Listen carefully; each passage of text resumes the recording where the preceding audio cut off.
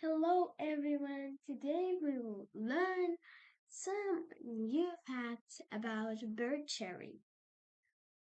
Okay, let's start. Bird cherry. Bird cherry sweet with spring blossom and her golden branches like she got pearls. It is a species of cherry, Didicus, small tree about 16 meters.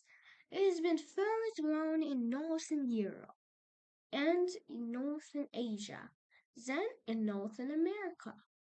For planting, put 2 buckets of humus, 1 liter of ash, and shovel everything well. That's a little bit of information, and now let's look. So,